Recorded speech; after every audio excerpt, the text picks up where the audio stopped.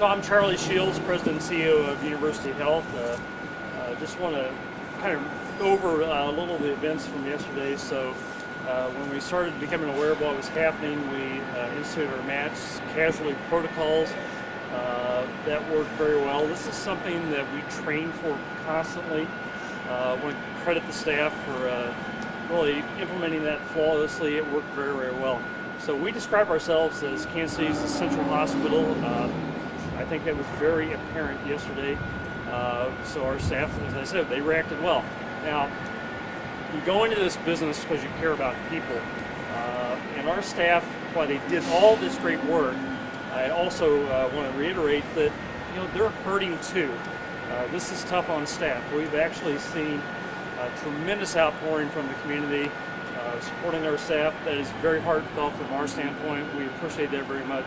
It means a lot to our team that this community has reached out and supported them. I want to introduce Dr. Mark Steele. He's going to give an update on the condition of the victims that we received, and then we'll let him introduce one of our trauma surgeons. Dr. Steele?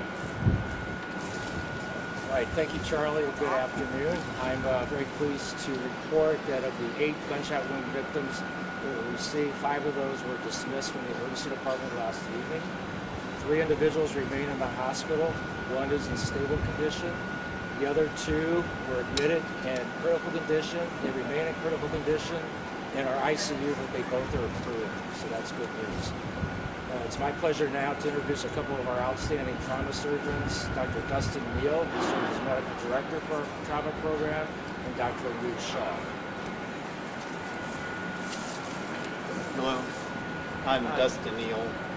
I was told to spell my last name. It's N-E-E-L, and this is Anu Shaw. I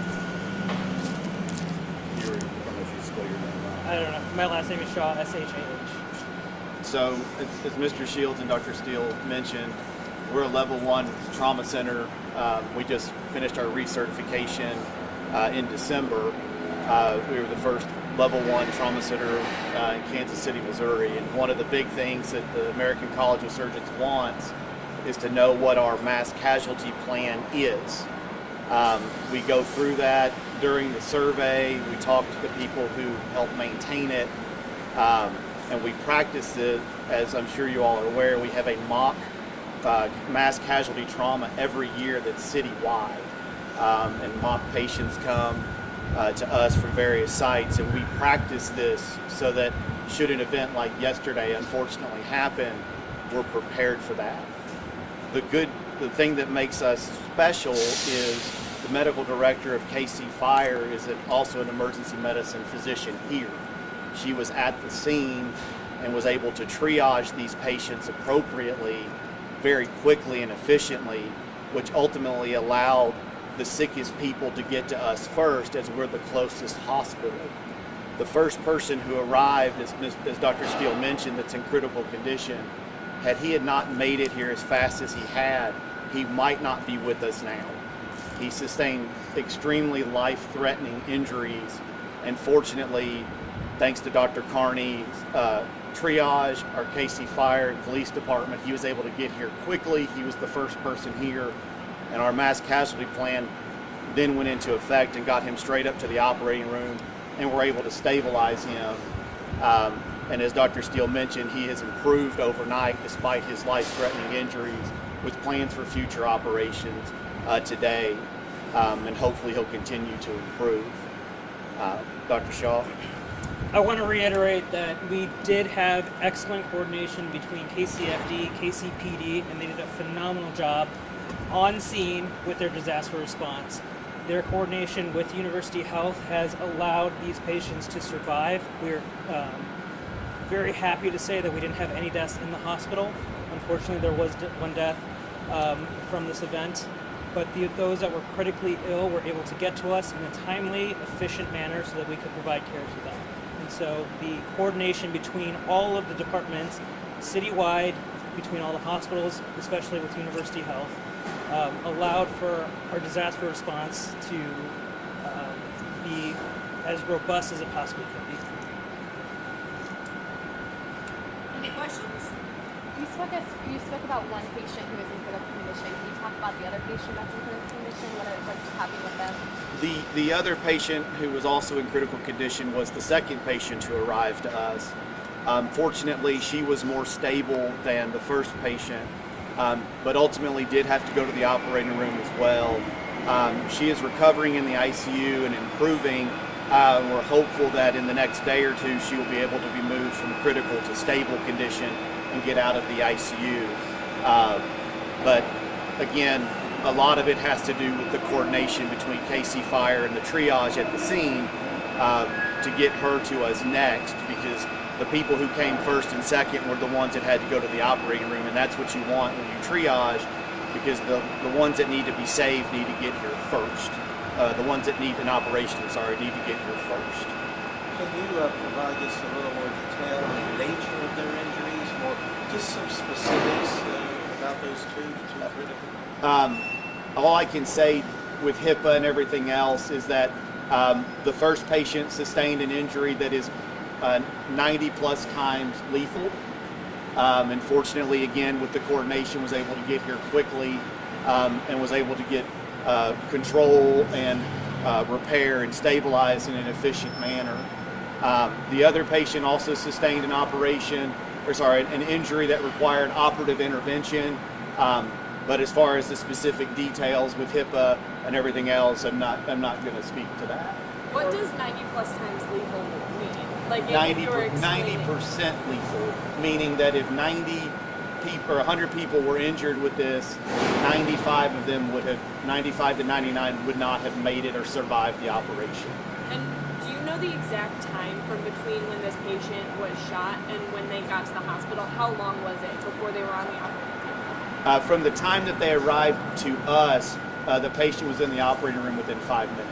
Do you know how long it took them to arrive to you, though? I don't. With the injuries and then the scene time and then securing the scene and making it safe, I don't know how long that was. But Dr. Carney saw the patient and picked that patient first to come. And so because of that, that's the reason that he came first and was able to be taken directly to the OR. One of the things we're most proud of is the American College of Surgeons tracks a whole host of numbers and statistics, and one of them is time to the OR. And from the time that the patient arrives in our OR, our average is less than 12 minutes. The best we've ever had is 3. The national average is less than an hour. We're in the top 1% of the nation as far as getting to the operating room upon arrival, and that has to do with the training of the staff, our operating room, our nurses, the emergency medicine department, because once somebody's identified that needs to go to the OR, we get them up there, because the faster we can get them up there, the faster we can stop the bleeding and save a life. And the ages of those 3, male, which is male? There's a young gentleman, I don't know his specific age, and then there's an older lady. Like all when you those say injuries young, you result- mean like less than 18, less than 16? We believe he's over 18. Okay. But again, he's still in critical condition, and so exact ages and things we have not identified. Everybody comes in as an alias so that we can rapidly take care of them because they're all pre-programmed in our system, so we can take care of them without having to enter them into a computer. And you guys don't do any children here? We do take care of children, although as you can imagine, most of them come across the street. We do take care of anything 13 or over. Under 13, it's an American Anesthesia Society issue that has to be a pediatric center.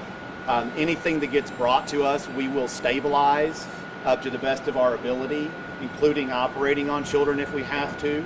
But we do not accept them and transfer, or if EMS knows their age, they don't bring them to us. But if they look like an adult, anybody over 14 can stay here. And after everything that you saw yesterday, are you surprised that only one person died? I don't know all the details of the specific event as far as what happened. I'm not surprised that our care went the way it did because of the way that we trained for it. We've been a trauma center for a very, very long time. As I've mentioned, a lot of people know that if they're hurt, that they need to come see us because again, we're an efficient trauma center to get you to the operating room if that's where you need to go.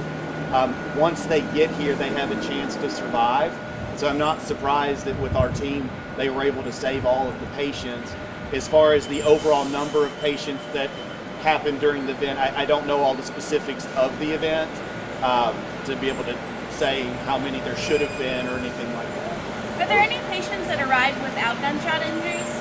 There are, unfortunately, as you can imagine, during the exodus after the event, there are patients who get caught in the exodus. We've had a few people who injured various extremities and have some broken bones that were due to trying to get away that weren't actually injured from gunshot violence. Are you guys still treating actively any non-gunshot patients? There are a couple who are still in the hospital. One is awaiting an operation and one is planning for discharge later today. They're all considered stable at this point. Got it. Okay, so the 3 people who are still in the ICU, those are all gunshots. 2 in the ICU, Two. 1 that is stable Yeah. on the floor, but those 3 are, yes ma'am, all penetrating trauma.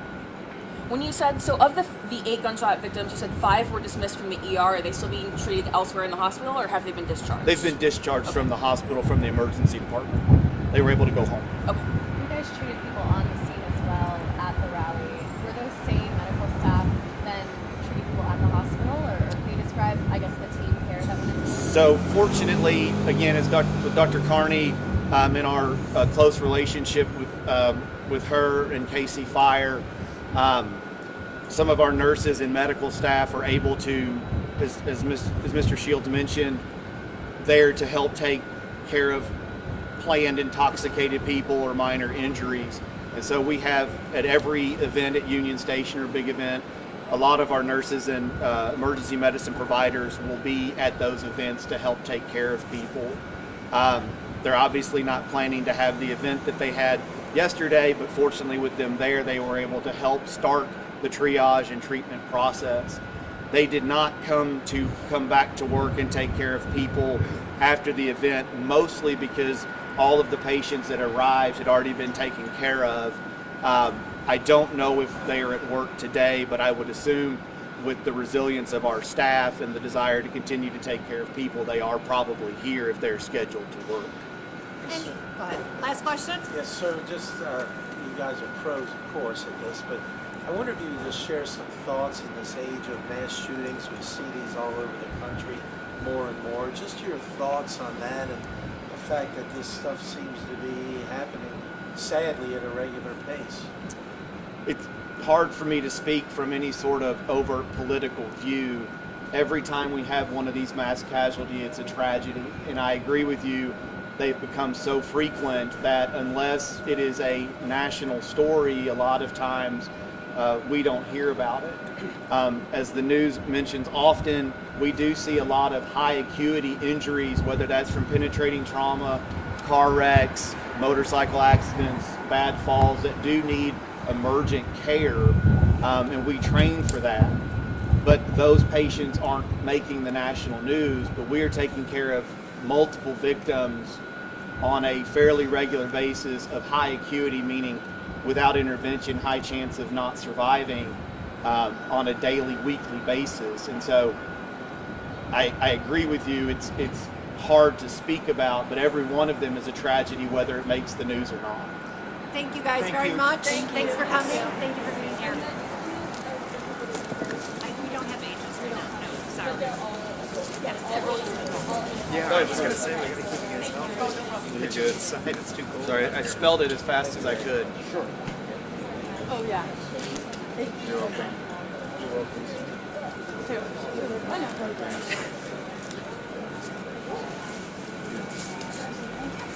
Thank you guys. Thanks, guys. Thank you.